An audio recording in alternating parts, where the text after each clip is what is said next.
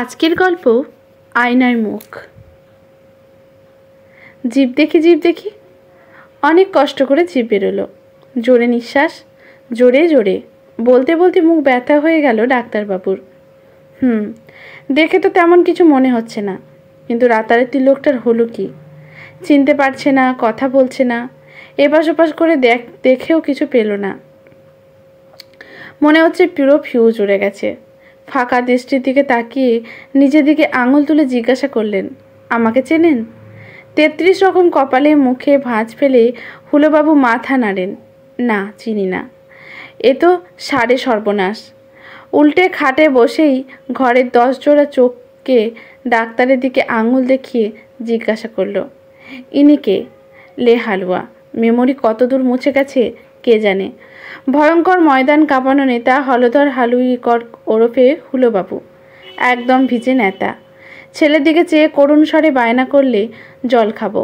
হায় হায়, এ কি হলো?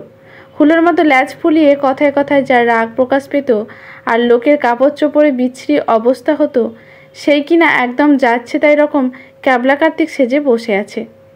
ছেলে জিজ্ঞাসা করলে, কাল রাত্রে কি হয়েছিল বাবা? মাথা নাড়ল। সে আগের কথা কিছুই বলতে পারছে না, চিনতেই পারছে না। সকালে উঠে থেকে এই অবস্থা। হলধরের বউ ঠাকুমণি হামলে পড়ে, কি হলো ডাক্তারবাবু? ও এমন ন্যাকা ন্যাকা করছে কেন? হঠাৎ মনে পড়তে আবার উঠে স্টেথো দিয়ে বুকটা দেখলেন। পেট টিপে টিপে জিজ্ঞাসা করলেন, ব্যথা লাগে? ফিরে নিজের প্যাডে ঘস ঘস করে লিখছিলেন। 5-এর মতো মুখ করে বললেন, হ্যাঁ কি বলছিলেন? হতেই পারে, খুব স্ট্রেট যাচ্ছে বুঝলেন। দাশুবাসু আঞ্চলিক নেতা এগিয়ে আসে, কি হবে ডাক্তারবাবু?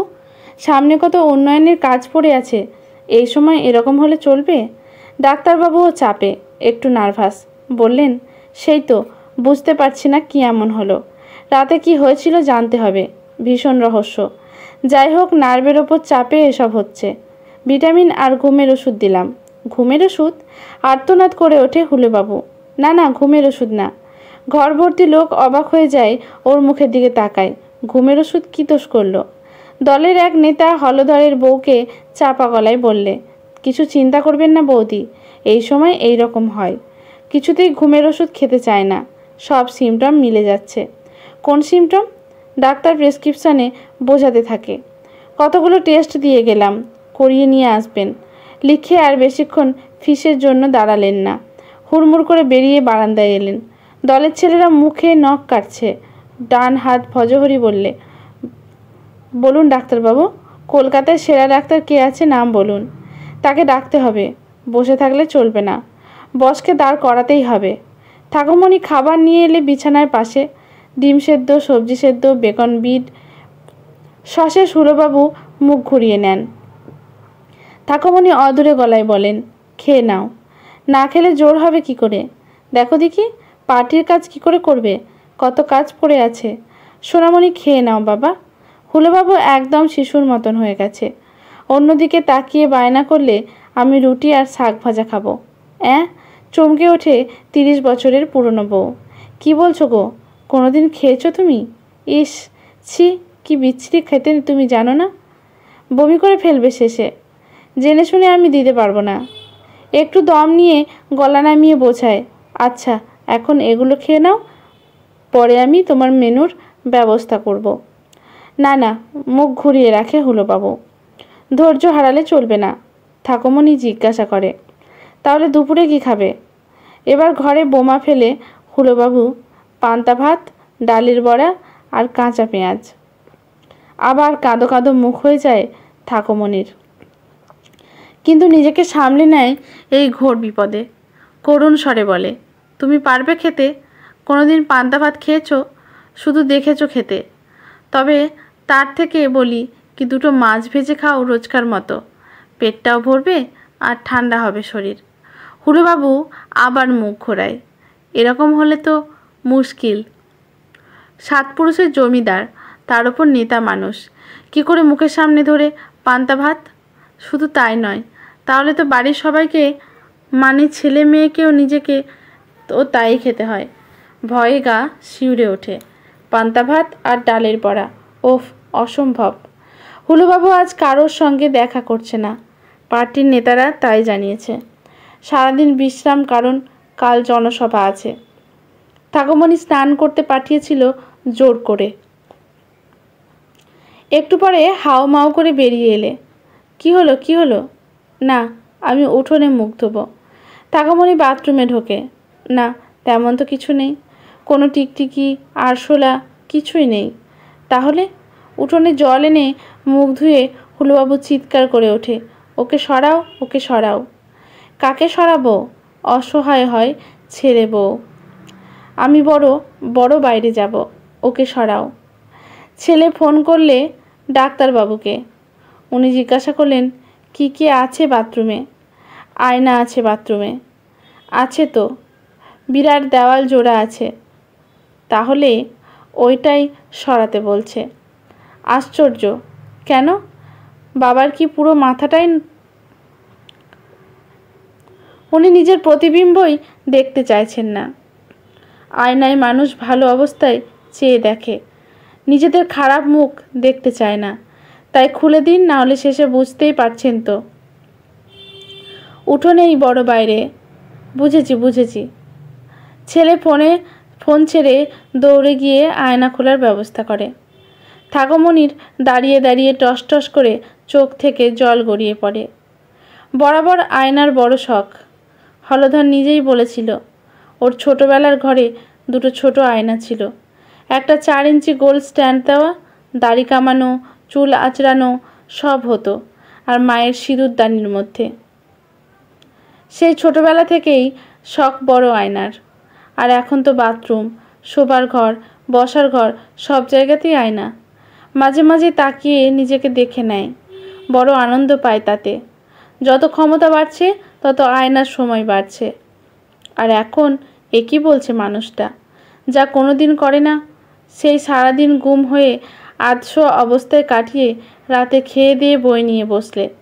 ঠাকুরমণি রাত্রে শুতে এসে দেখল স্বামী দেবতা মন দিয়ে বই পড়ছে।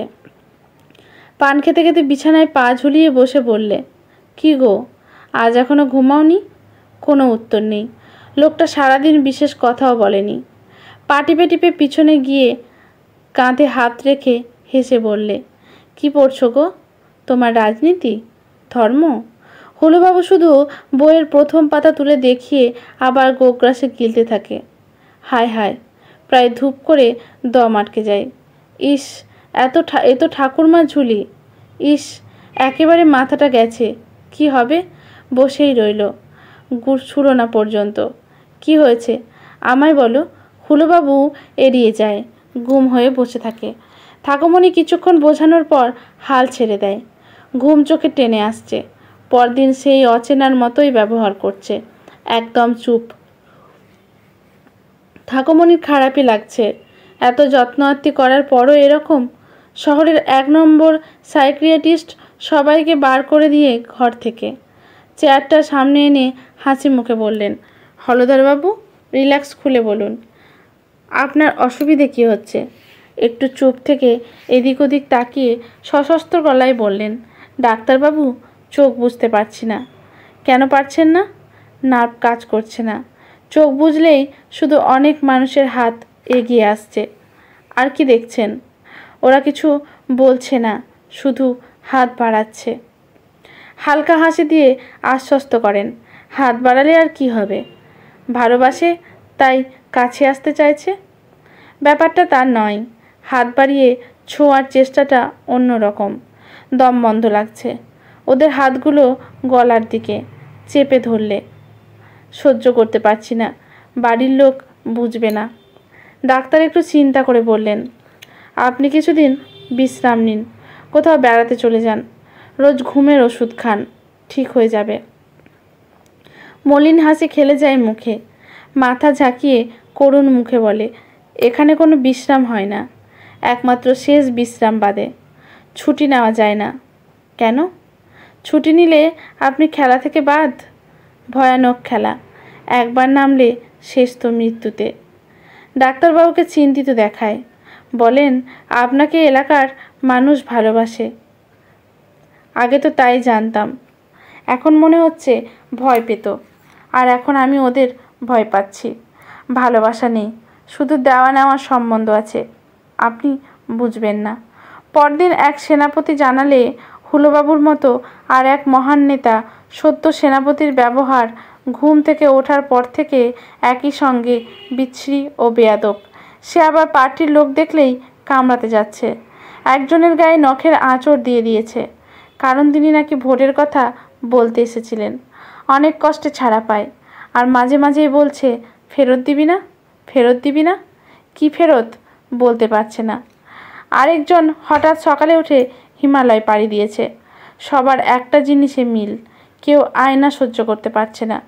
ওনার শ্যালক একটা দলে যাত্রা করে, সে একটা নকল গোঁফদানি এনে দিয়েছে, সেই লাগিয়ে দিব্যি বাথরুমে মুখ ধুচ্ছে, চুল আঁচড়াচ্ছে। কেলেঙ্কারির এক শেষ। পার্টির লোক সেই স্পেশালিস্টের কাছে নিয়ে গেছে। উনি অবচেতন মনের হদিশ পেয়ে বলেছেন, ভীষণ ভয় পেয়েছে, মৃত্যু ভয়। একজন ঘুমোতে পারছে না বাজে বাজে ভয়ের স্বপ্ন দেখে, একজন ঘুমোতে চাইছে না, খালি বলছে ঘুমোলে আর উঠবে না, তাই ঘুমোবো না।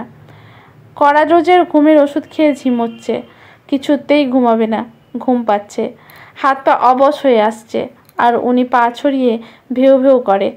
ইস, বিচ্ছিরি, আর ভাবা যাচ্ছে না। পরদিন হুলোবাবুকে বিছানায় ভোরবেলা পাওয়া গেল না। ঠাকুমণি ঘুম থেকে উঠে ভাবল, যাক, শরীরের যত্ন নিতে হাঁটতে গেছে, ভালোই তো, এতে খিদে হবে, ঘুম হবে। কিন্তু হলো না। বাবু আর ফেরেনি। বাড়ির লোক এখনো পান্তা ভাত বড়ি দিয়ে ভাত খাচ্ছে। হিমালয়ের সন্ন্যাসীদের গুহাগুলি অবিশ্বাস্য রকম গতিতে ভরে উঠছে। গোপদারি বেষ্টিত বেশিরভাগই নাকি দলত্যাগী, জেলার ত্যাগী, রাজ্যর ত্যাগী। কেউ আধপাগল, কেউ পুরো। ঘরে থাকলে কেউ ঘুমোতে পারছে না, চোখ বুঝলেই দুঃস্বপ্ন, আর অনেকগুলো হাত খালি টানছে পিছনে। পাহাড়ের দুঃস্বপ্ন অনেকটা কম, নেবে আসার কথা ভাবলেই আবার ফিরে ফিরে আসে। হুলোবাবু অনেক কষ্ট করে ঘুষ দিয়ে একটা গুহায় জায়গা পেয়েছেন, যার জায়গা সে নাকি নিচে অবস্থা দেখতে গেছে। কিন্তু সংসার এসব জঞ্জাল বিদায় হওয়াতে কিছুটা হাঁপ ছেড়ে বেঁচেছে। আজকের লেখাটি লিখেছেন কল্যাণ। লেখাটি যদি ভালো লাগে, গল্পটি যদি ভালো লাগে, তাহলে লাইক, শেয়ার, কমেন্ট করে পাশে থাকবেন। কমেন্ট করে আপনাদের মূল্যবান মতামত জানাবেন। ইউটিউব থেকে দেখলে চ্যানেলটি সাবস্ক্রাইব করে বেল নোটিফিকেশনটি অল করে দেবেন। ফেসবুক থেকে দেখলে পেজটি ফলো করে রাখবেন।